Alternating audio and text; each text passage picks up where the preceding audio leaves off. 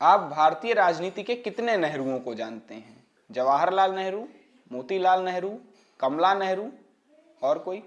नहीं जानते होंगे। आज हम आपको भारतीय राजनीति के चौथे नेहरू अरुण नेहरू की कहानी सुनाने आए हैं। ये कहानी एक कंपनी के मैनेजर से हिंदुस्तान की सियासत के नंबर 2 की कुर्सी तक पहुंचने की है, जो शुरू 1906 से होती हैं। 1906 से शुरू करने का कारण यह है कि मैं आपको अरुण नेहरू के नेहरू का कनेक्शन स्पष्टता से समझाना चाहता हूँ। आगरा में एक लड़की रहा करती थी, नाम था उमा, जो कांग्रेस की कार्यकर्ता थी और कांग्रेस के आंदोलनों में बढ़ चढ़कर हिस्सा लिया करती थी। उसका विवाह मोतीलाल नेहरू के रिश्तेदार श्याम बाबू से हुआ और इन दोनों की संतानों में एक बेटी का बेटे के तौर पर अरुण नेहरू का जन्म 1947 में लखनऊ में हुआ। अरुण नेहरू के कैरियर की शुरुआत बिजनेस से हुई। बिजनेस में हाथ आजमाया और धीरे धीरे सफलता की सीढ़ियां चढ़ते चली गई। 1975 आते आते निकोलसन कंपनी, जो देश की एक नामी पेंट बनाने वाली कंपनी थी, उसके मैनेजर पद तक ये पहुंच चुके थे।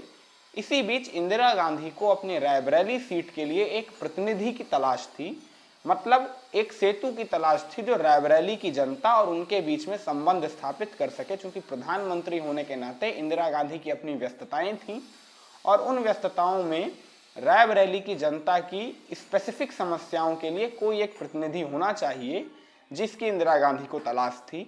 उन्हीं दिनों उत्तर प्रदेश में कांग्रेस के दो चेहरों में आपस में रार थी, एक हेमवती नंदन बहुगुणा और दूसरे वीपी सिंह, और इन दोनों ने अपने अपने नाम इंदिरा गांधी को सुझाए। वीपी सिंह ने एक नाम सुझाया, नाम था अरुण नेहरू का, जो निकोलसन कंपनी के मैनेजर थे। इंदिरा गांधी को अरुण नेहरू में दिलचस्पी हुई, क्योंकि जाहिर सी बात है कहीं ना कहीं रिश्तेदारी थी, और दूसरा इंदिरा गांधी को इस तरीके के लोग पसंद थे जो गैर राजनीतिक क्षेत्र से जुड़े हुए हों और सफल हों और फिर उन्हें राजनीति में लाया जाए। तो इंदिरा गांधी ने अरुण नेहरू से बात की और उनसे कहा कि आप हमारे प्रतिनिधि के तौर पर रायबरेली में कार्य करें। इसके बाद अरुण नेहरू ने निकोलसन कंपनी से इस्तीफा देकर रायबरेली में इंदिरा के प्रतिनिधि के तौर पर काम करना स्वीकार किया। 1984 आते आते अरुण नेहरू इंदिरा गांधी के विश्वास पात्र बन चुके थे और एक तरीके से पीएम आवास में एक ताकतवर शख्सियत के तौर पर उभर चुके थे। उन दिनों राजनीति में पॉलिटिकल मैनेजरों का ट्रेंड हुआ करता था, यशपाल कपूर सरीखे, जो लगातार सरकारों के मंत्रिमंडलों का फेरबदल करवाया करते थे। ऐसे में जब एक कंपनी का मैनेजर अरुण नेहरू सियासत में आता है तो उसने ऐसे मैनेजरों को बहुत जल्दी ठिकाने लगा दिया और अरुण नेहरू अपनी प्रबंधन क्षमता के कारण खास तौर से कांग्रेस में बड़े लोकप्रिय थे। 1984 में जब इंदिरा गांधी की हत्या हुई, तब इंदिरा गांधी के इलाज के दौरान एम्स में राजीव गांधी को बाथरूम में ले जाकर अरुण नेहरू ने समझाया था कि आपको इस देश का प्रधानमंत्री बनना चाहिए।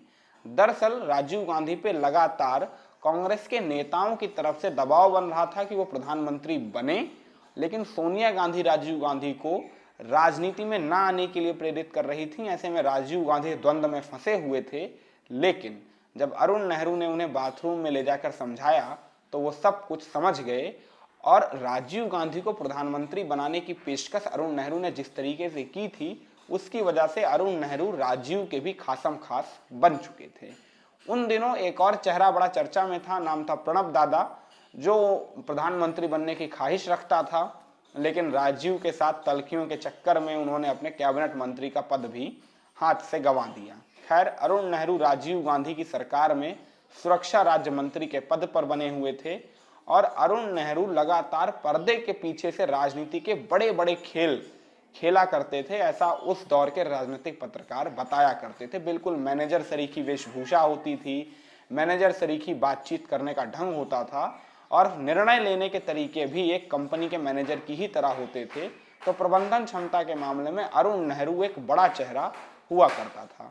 बाद में जब राजीव गांधी का नाम इसके बाद जब राजीव गांधी पर बोफोर्स घोटाले के दाग लगे, तब राजीव गांधी का साथ छोड़कर दूसरी पार्टी में जाने वाले नेताओं की सूची में अरुण नेहरू का भी नाम शुमार था।